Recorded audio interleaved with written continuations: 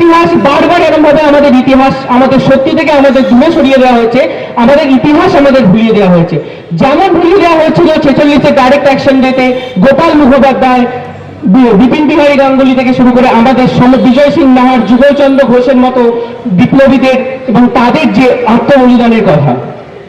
একটা জাতিকে যদি ধ্বংস করতে হয় সবার আগে তার ইতিহাসকে শেষ করতে হয়, ইতিহাসকে বিকৃত করতে হয়। বাঙালি হিন্দু আজকে যে অস্তিত্ব সংকটে দাঁড়িয়ে আছে তার জন্য যে সব থেকে প্রথম যেটা করা হয়েছিল তার ইতিহাসটাকে বিকৃত করা হয়েছিল, তার ইতিহাসটাকে ভুলিয়ে দেওয়া হয়েছিল। তারপর এক একে শেষ হয়ে গেছিল আমাদের শিক্ষা, সংস্কৃতি, কর্মসংস্থান, চেতনা, স্বাস্থ্য। তারপরে আজকে আমরা এখানে এসে দাঁড়িয়েছি। আজকে পশ্চিমবাংলাতে নানান রকম জায়গায় ডেমোগ্রাফিক্যাল চেঞ্জেসের কথা বলা হচ্ছে, কিন্তু এই ডেমোগ্রাফিক্যাল চেঞ্জেসের জন্য, এই পরিস্থিতির জন্য কারা দায়ী? স্বাধীনতার ৭৯ বছর সেলিব্রেট হয়ে গেল, তারপরেও পশ্চিমবাংলার বর্ডারকে কোনোভাবে সিকিউর করা হলো না, পশ্চিমবাংলার বর্ডার ডিসপিউটকে সলভ করা হলো না। এর জন্য দায়ী হচ্ছে আমাদের সেন্ট্রাল গভর্নমেন্ট বা স্টেট গভর্নমেন্টের যে ভোট ব্যাংকের রাজনীতি বা তাদের যে অদূরদর্শিতার কারণে আজকে তার ফলপ্রসূ হিসাবে আমাদেরকে এই বর্ডার, এই ডেমোগ্রাফিক্যাল চেঞ্জের সম্মুখীন হতে হচ্ছে। আজকে অন্যান্য রাজ্যগুলোতে একের পর যখন কর্পোরেট হাব তৈরি হয়েছে, ইন্টারন্যাশনাল ন্যাশনাল ব্র্যান্ড এসছে, আমাদের পশ্চিমবাংলা শুধুমাত্র তাকিয়ে দেখেছে। ৭৯ বছরের স্বাধীনতা সেলিব্রেট হলো গতকাল, সঙ্গে সঙ্গে তার সঙ্গে যে সেলিব্রেট হলো তাতে সব থেকে বেশি স্বাধীনতা ছিনিয়ে আনতে যারা সাহায্য করেছে, যারা রক্ত দিয়েছিল, সেটা ছিল পশ্চিমবাংলার বাঙালি হিন্দুরা। কিন্তু স্বাধীনতার পরে যদি সব থেকে বেশি বঞ্চনার শিকার কেউ হয়ে থাকে সেটা এই আমরাই। আজকে বাংলা সুজলা সুফলা শস্য শ্যামলা বাংলা এবং পাঞ্জাবকে টুকরো করে স্বাধীনতা এসেছিল, কিন্তু স্বাধীনতার বা দেশভাগের খড়াঘাটি করতে পাঞ্জাবের মতো রাজ্যগুলোকে যে আর্থিক সুযোগ সুবিধা দেওয়া ছিল বাঙালি হিন্দু তার ছিটে ভোটাও পায়নি। রাজনৈতিক এবং রাজনীতিবিদদের অদূরদর্শিতা এবং আনস্টেবিলিটির কারণে পশ্চিমবাংলার একের পর এক কলকারখানা বন্ধ হয়ে গেছে, শিল্প শেষ হয়ে গেছে, আমরা চাকরি হারিয়েছি, আমাদের কাজ হারিয়েছে, আর তারপর আমাদের ছেলেমেয়েরা ব্যাগ গুছিয়ে অন্য রাজ্যে গিয়ে কাজের খোঁজে গেছে, পেটের ভাত জোগাড় করেছে। এই দায়িত্ব, এই যে আমার দায়িত্ব জ্ঞানহীনতা, সেটার জন্য কিন্তু আজকে আমরা এত কিছু সাফার করছি।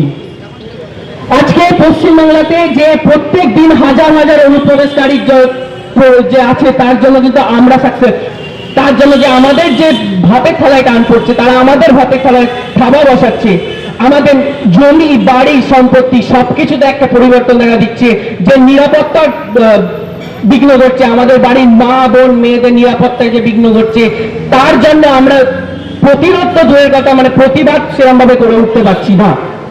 আজকে আমরা বাঙালিরা দুর্গাপুজো, কালী পুজো, জগদ্ধাত্রী পুজো করতে গেলে আমাদেরকে কর্পোরেটের কাছে হাত পাততে হচ্ছে, তারপর সেই কর্পোরেট স্পন্সরশিপের চাপে পড়ে মহালয়ার আগে দুর্গা প্রতিমাকে আমাদের উন্মোচন করতে হচ্ছে, যাতে ভিড় বড় হতে পারে। যত ভালো ভিড় তত ভালো মানুষ, ভিড় তত বেশি প্রচার।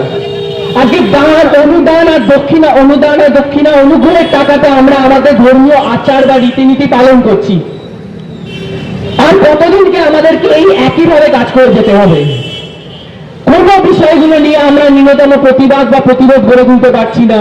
আজকে পশ্চিমবাংলার বাঙালি হিন্দুদের যে দীর্ঘ সংগ্রাম, বা বলতে গেলে বাঙালিদের যে দীর্ঘ স্বাধীনতার সঙ্গে সংগ্রাম, তারপরে আমাদের যে বিশেষ বক্তব্য ছিল যে না, আমরা পূর্ব পাকিস্তানের সঙ্গে যুক্ত হব না, আমরা এই রাজ্যেই মাথা উঁচু করে বাঁচবো, এটা আমার ভূমি, এটা আমার দেশ, আমি এই রাজ্যের একজন ভূমিপুত্র।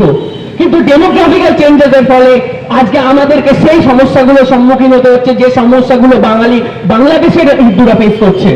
মোথাবাড়ি থেকে শুরু করে, মালদা থেকে শুরু করে, মুর্শিদাবাদ থেকে শুরু করে সেই একই ঘটনার বারবার সাক্ষ্য দিয়ে যাচ্ছে। প্রত্যেক দিন খবর কাগজে শোনা যায় যে আমাদের এখানে একের পর এক কলকারখানা কিছু বন্ধ হয়ে গেল, আমাদের এখান থেকে কাজ চলে গেল। কিন্তু এই যে কাজ চলে যাচ্ছে, এই যে বাঙালি হিন্দুর পেটে টান পড়ছে, এর দায় নিতে হবে কাকে? আজকে কিছুদিন পরে দুর্গাপুজো আসছে, নানান জায়গায় প্যান্ডেল বাঁধা শুরু হয়ে গেছে, আলো জ্বলবে শহরে, কিন্তু সেই ছেলে মেয়েগুলোর কথা কজন জানে যারা মুম্বাই, চেন্নাই, গুড়গাঁও, নয়ডা, হায়দ্রাবাদের মতো শহরগুলোতে বসে ফেসবুকে পুজো দেখে, ফেসবুক স্ক্রল করে, তাদের ছুটিতে বাড়ি আসা হয় না। এবং তাদেরই বাবা কাকারা সন্ধ্যেবেলা দুর্গা আরতির পুজোর আরতির পর দুর্গা মণ্ডপে বসে চিন্তা আলোচনা করে যে ছেলেমেয়েগুলো তো বছরের পর বছর বাড়ি আসতে পারছে না, তাহলে আমরা মরে গেলে আমাদের যে এত বছরের পুরনো পুজো কে দেখাশোনা করবে? কিন্তু আমাদের কাছে যে ঐশ্বর্য, যা সম্পদ ছিল, এদের সবাইকে আমরা পশ্চিমবাংলাকেই চাকরির ব্যবস্থা করে দিতে পারতাম, আমাদের অন্য রাজ্যে যেতে হতো না। আজকে আবার ডেমোগ্রাফিক্যাল চেঞ্জেস নিয়ে নানান কথা বলা হচ্ছে, নানান জায়গায় নানান বক্তব্য সবাই রাখছে, কিন্তু এই ডেমোগ্রাফিক্যাল চেঞ্জেসকে নিয়ে আমাদের আরো কাজ করার প্রয়োজন আছে। আমাদের বর্ডার নিরাপত্তা সবার আগে প্রয়োজন আছে, এবং বাঙালি জাতীয়তা বোধ যেটা আমরা হারিয়ে ফেলেছি, যে লড়াই আমরা একটা সময় দিয়ে এসেছি, লড়াই করে এসেছি ব্রিটিশদের বিরুদ্ধে, যে কোনো অন্যায়ের বিরুদ্ধে, সেই লড়াই করার মানসিকতাটা আবার আমাদের মধ্যে ফেরত আনতে হবে। আজকে পশ্চিমবাংলার নানান জায়গায় ধুলাগড় থেকে শুরু করে নানান রকম বাঙালি হিন্দুদের উপর যে অত্যাচার শুরু হচ্ছে, বা আমাদেরকে যে বারবার যে ঘটনাগুলোর সম্মুখীন হতে হচ্ছে, তার দায় কারা নেবে? 70% বাঙালি বিপ্লবীর নাম আছে আন্দামান সেলুলার জেলের ফলকে। তারপরেও আমাদের বলা হচ্ছে যে অন্য রাজ্যে গিয়ে বাংলা ভাষা বললে বা বাংলা ভাষা বললে আমাদেরকে বৈষম্যের শিকার হতে হচ্ছে, আমাদেরকে বলছে ভাই তোমরা বাংলাদেশী। এর দায় কে নেবে?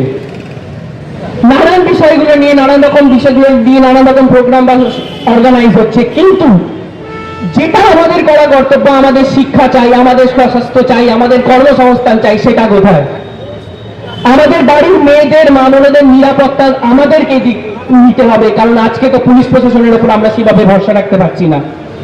এই যে পক্ষপাতিত্বমূলক আচরণ চলছে, এই পক্ষপাতিত্বমূলক আচরণের বিরুদ্ধে আমাদের গর্জে ওঠার প্রয়োজন আছে।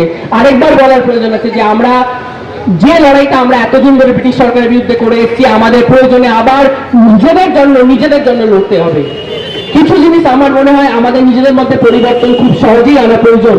যেমন আমাদেরকে আমাদের নিজের কর্মসংস্থান নিজে ডিসাইড করতে হবে, নিজের শিক্ষা, নিজের স্বাস্থ্য ব্যবস্থা নিজেকে ঠিক করতে হবে, এবং নিজের ইতিহাস পড়তে হবে।